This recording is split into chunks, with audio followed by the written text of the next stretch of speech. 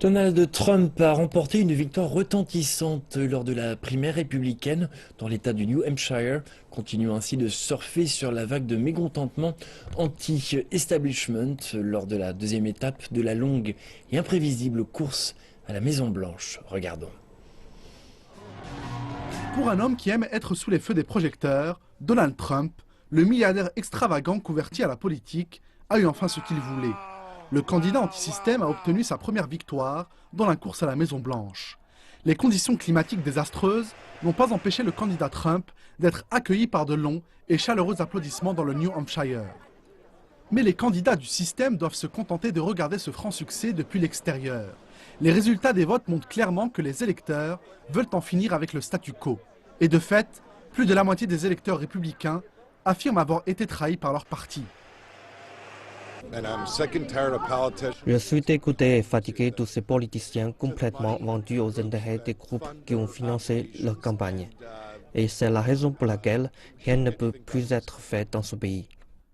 La situation a viré au cauchemar pour les dirigeants républicains désormais incapables de contrôler ni même de contenir l'ascension de Donald Trump. Certaines voix républicaines se sont élevées pour rappeler que le problème fondamental est le nombre trop important de candidats pour la course à la Maison-Blanche. Entre autres, Jeb Bush, Mario Rubio, John Kasich, Ted Cruz et sans oublier bien sûr l'audacieux candidat Trump. Certains candidats s'accrochent depuis maintenant trop longtemps et cela nuit gravement au parti qui n'arrive pas à désigner un candidat naturel. La majorité ne semble pas vouloir donner la main à cette pluralité d'apparence et c'est pourquoi elle semble avoir choisi Donald Trump. Les résultats du scrutin ont clairement montré que le candidat Trump possédait une base solide dans le New Hampshire. Si l'on s'intéresse de plus près au niveau des diplômes, le candidat milliardaire a réalisé les meilleurs scores chez les personnes ayant un niveau d'études équivalent au baccalauréat ou moins. La campagne dans le New Hampshire a été caractérisée par les attaques personnelles et les petits coups bas.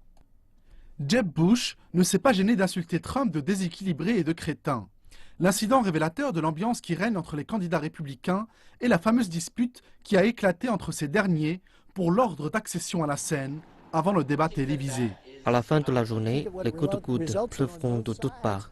Mais au final, les deux camps ont déjà plus ou moins choisi les candidats qui vont livrer la dernière ligne droite de la bataille. Mais j'espère que cela débouchera à un débat productif lors de l'élection générale.